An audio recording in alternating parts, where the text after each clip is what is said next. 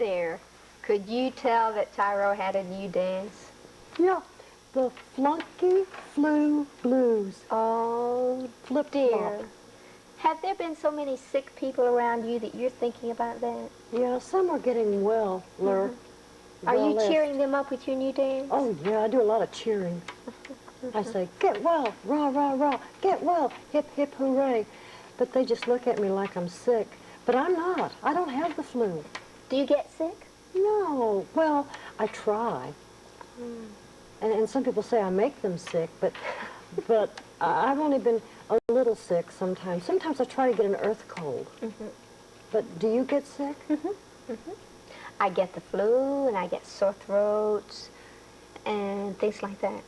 Well, I'm sorry. But not very often. Oh, well, I'm glad. I'm pretty healthy. I'm happy. I want to know if you're going to include that dance in that dance book you're writing. Yes, yes. It takes a long time to write a book, you know. It does? And I'm not through creating dances, you know. Oh, goodness, I hope not. So it's gonna take a while, but when I get it ready to be published, and I'll give you the first copy autographed. Great. I like autographed books. I'm thinking about including artwork in it, too. Oh, who's going to do the artwork? Well, I am. If I write the book, I gotta do the artwork, too. Well, sometimes books have artwork by the person who writes it, and sometimes they don't. Yeah, it might be ready in about a month, maybe 2 weeks. But it'll be, but you'll get the first copy. Great. Are you making a book and putting in your letters? Am I doing what? Are you making a book for all the letters you get? I already have that. I don't have to make that. Oh, you've already got it. And I got a bulletin board with pictures, too. Would you like to add to that book? Because I have some letters. Yes, let's do. Okay. This is from Denny Sams. It looks like Gadsden, Alabama. It's Crossville, Alabama.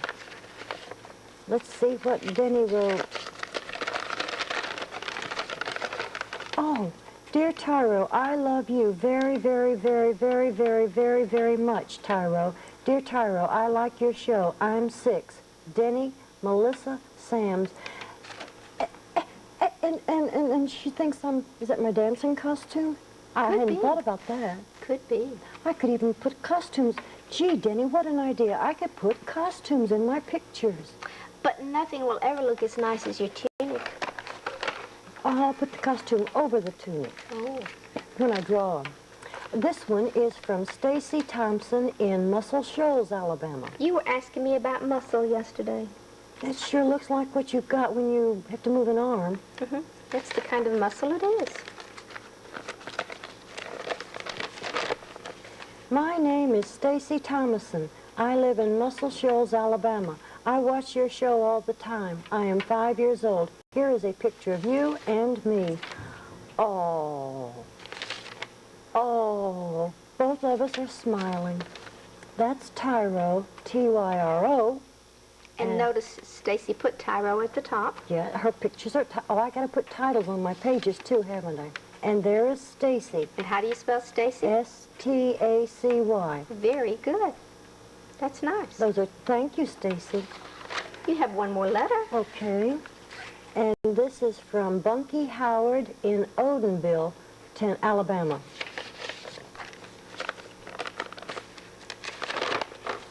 Dear Tyro, I love your show. I love you, Tyro. I am 5 years old. Bunky. Bunky wrote that himself. Isn't that nice? Isn't that nice?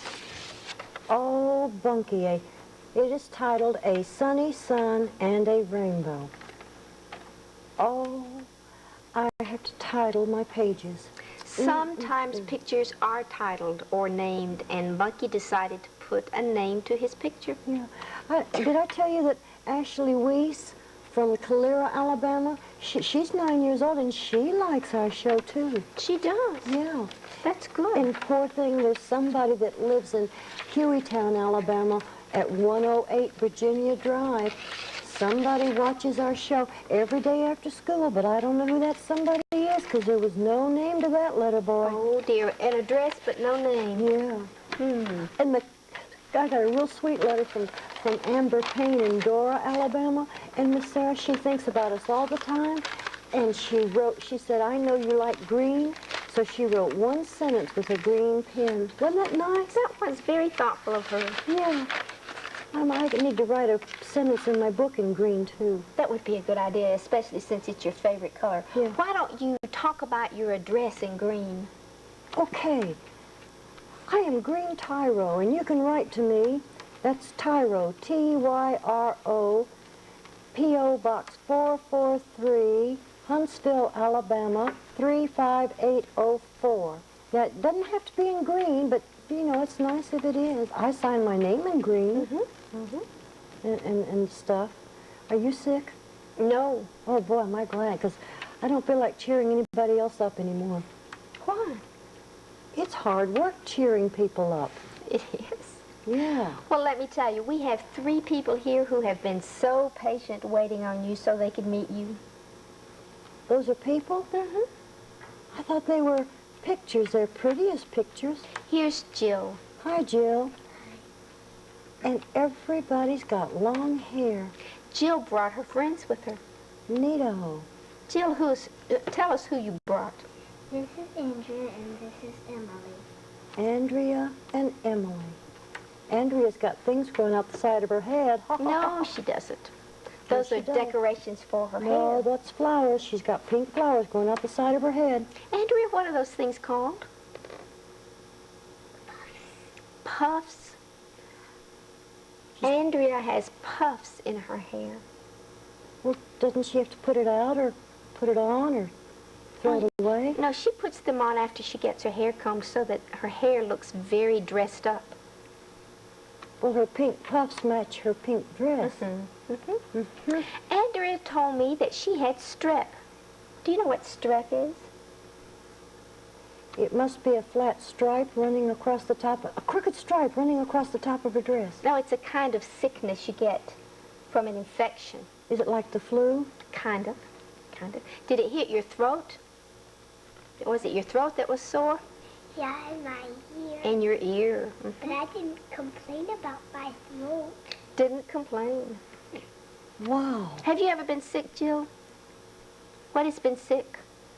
I've had the strep too. You had, was it your throat when you had strep? Did your ears hurt too? Have you been sick, Emily? Yeah.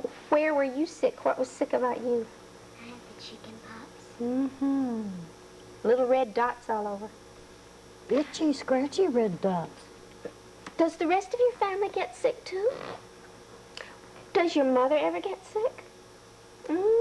Dear, what do you do when mother gets sick? Do you have to wash the dishes or fix your own toast? Andrea doesn't. Andrea must have someone else to help when Mama's sick. With my grandmother. Grandmother helps. Oh, grandmothers are so nice to have sometimes.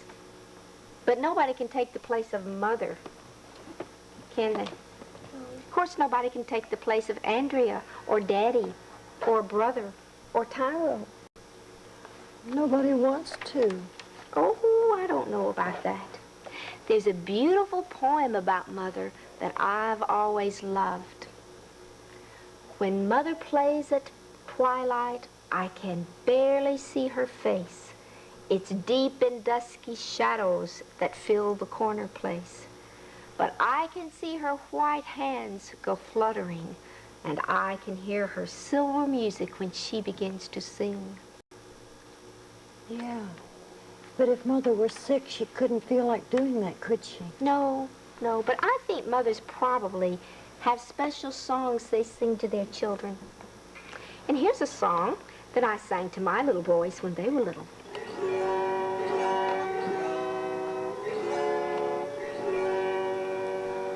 I peeked in to say good night, and then I heard my child in prayer, and for me some scarlet ribbons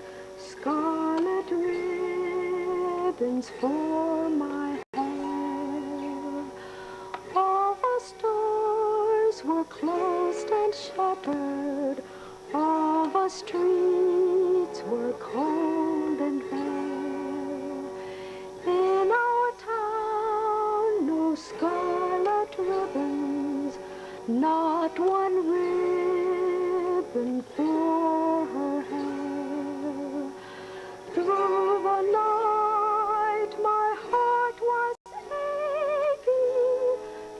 just before the dawn was breaking, I peeped in, and on her bed in gay profusion lying there, lovely ribbons, scarlet ribbons, scarlet ribbons for her hair.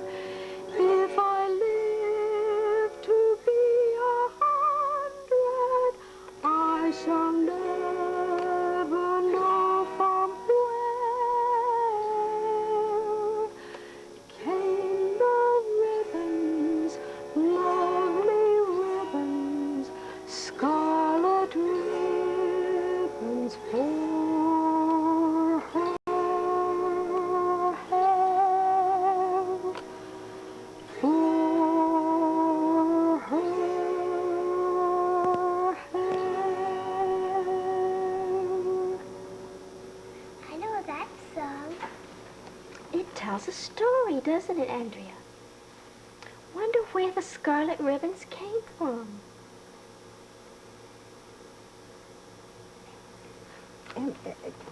Emily's got a blue ribbon. Why don't you ask Emily where she got her ribbon? Where did you get your blue ribbon, Emily? My mama let me have it. Whoever heard that child praying went out to look for the scarlet ribbons and couldn't find any, but came back and there they were all over the little child's bed. I wonder how that happened. We'll never know, because whoever sang the song said, I'll never know where they came from. I want to show you a picture book about a mother who got sick with the flu and what happened at that house. Oh, boy, I bet he's going to be so helpful to his mother. When Mother got the flu, why is he painting a dragon? Probably to cheer her up. To cheer her up is exactly right. That's why he did the picture. Let's find out about this book. This is a book you can read. You're in what, second grade, third grade? First. First grade. This is a book you can read. It's designed for you to read it. The morning my mother came down with the flu, I brought her some peanuts and toast. Just rest and don't worry, I told her. I'll find something quiet to do. I tiptoed out to the television set and turned to a monster movie. Boy, did that monster roar. I turned down the sound a little too fast and a little too hard.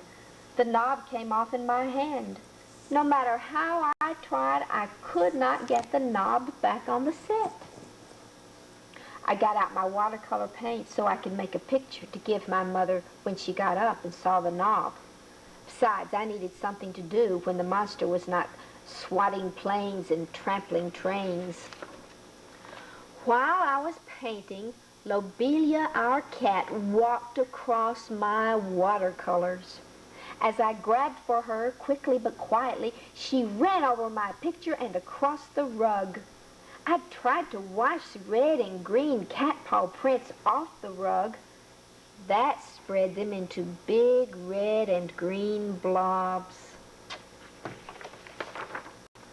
I did not want to bother my poor sick mother by asking her, how do you get big red and green blobs off the rug? I threw my picture in the trash and went to get my crayons. As I passed my mother's room, I shut her door very quietly so she could rest and not worry about television knobs and colored blobs on the rug. Dumping my crayons on the television set, I picked out a few soft colors. A crayon picture might cheer my mother when she got up and saw the rug and the knob. While the monster silently smashed New York flat, I drew a quiet kind of picture. When the monster and the movie were finished, I got up to change the channel. On the warm top of the television set was a thick, gooey mess of melted crayons. I knew it would not be good for my poor sick mother to get up and find a television knob stuck to melted crayons stuck to the top of the television set. Very, very quietly, I went to my room for a ruler. 4 lumps of old bubble gum were stuck to it. I put the gum in my mouth to give my teeth something to do. While I tried to scrape the crayons off the television set with the ruler, I blew gum bubbles to calm myself. I had never chewed 4 big lumps of bubble gum at one time before. I was amazed at the great bubbles they made. Then I blew the biggest bubble I had ever seen, a giant pink shimmery globe, the biggest gum bubble in the whole world. Quietly getting the cat's attention, I pointed to the bubble.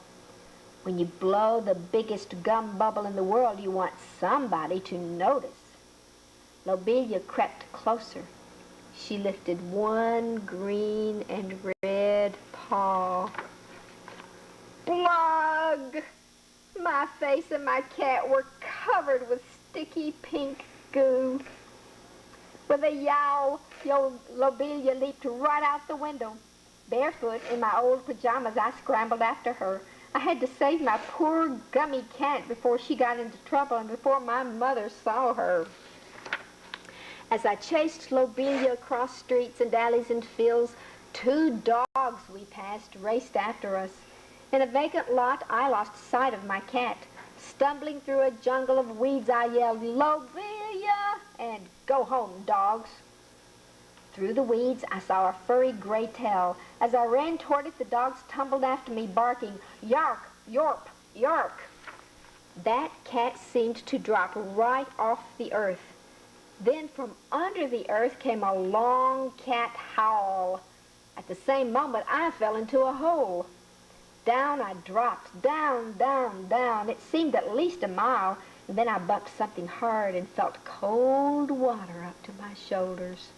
I threw my arms around the thing I had bumped. What felt like rows of needles dug into my back as something wet and furry scrambled up to my shoulder. Yorp, yarp, york. Above, the dogs were barking. What is that unholy racket? I bent my head way back to look up. An old woman was peering down at me, talking. "Well, well, well," she said. "Look what dropped in." "What did I drop in?" I sputtered.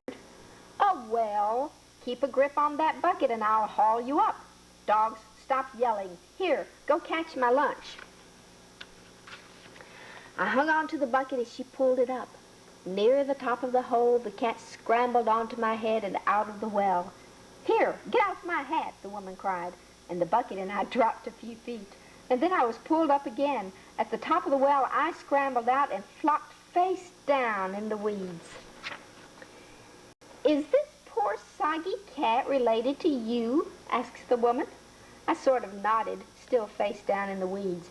"You'd better take her home before the dogs finish." I sat up. Finish what?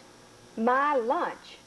The woman had wrapped the cat in a long tattered scarf, so only a bit of cat nose showed. "What are you doing jumping down a well in pajamas with a cat, boy?" "I didn't jump. I fell. That's a dumb place to hide a well." "Don't growl at me," said the woman. "I didn't put it there. I came looking for a quiet place to eat. Next thing I know, great slobbering dogs call me over to a well, and I'm stuck with a cat that climbs my head and a soggy, grumpy child. Go over into the bushes and take off those soaking pajamas and put on my coat." I was too cold and wet to say no. In the tall weeds, I changed from my pajamas to her coat. With that old ragged coat trying to trip me, I trailed back to the woman. I remembered pictures in Grimm's fairy tales of a thing I looked like now. It was either a gnome or a troll. The woman poked around in a tattered purse and brought out a whistle. "You're not going to whistle for those dogs?" I gasped. "This is a police whistle, boy. I'm going to whistle for the police." "What for?" "For you," she said. "Me? What did I do?" "Well, for one thing, you fell into a well. But that's not a crime. Of course not, but you're lost. Lost items are turned in to the police. Don't let them take me, I begged. They're sure to tell my mother. Tell her what? I was being very, very quiet, and then I explained about the television knob, and the paints, and the crayons, and the bubble gum, and lobelia. Somebody has to tell your mother, and soon, the old woman said. That poor soul must be half out of her mind by now. How about you? Me? I'm entirely in my mind. I mean, would you call her and tell her I got a little wet, just so she'll be over the shock by the time I get home? I've got 3 cents on me, said the woman. Well, we could go to the nearest house and ask to use the telephone. She glanced at my wet hair and gummy face and bare feet and the troll coat. If anybody who looked like us came to your door, would you open it? She asked. Next to turning you into the police, the best thing to do is to get you right home. Do you know where you live? Of course I know where I live. I looked around me. See, she demanded, lost. Totally, hopelessly lost. I just turned around, dripping pajamas rolled up in my hand, the hem of the coat brushing against my toes. I picked the way I thought I'd come and marched out of the lot. We were crossing a street, the old woman carrying the cat, when I saw our mailman. He'll know where I live. So ask him, she said. I glanced down at the tattered coat. I look like a troll. She nodded. It's your eyes. They're too close to your nose. I looked at the sleeves hanging down past my knees. Why don't you ask him? She said, I have given up my lunch and hauled you and this cat from a well. The least you can do is to ask your own mailman where your own house is. I shuffled over to the mailman. Remember me? You bring our mail. He went on, putting letters in boxes. Do you know where my house is? He didn't even ask why I was dressed like a troll. Where? He looked at me. Over on Elm Street. I know that. Where is it from here?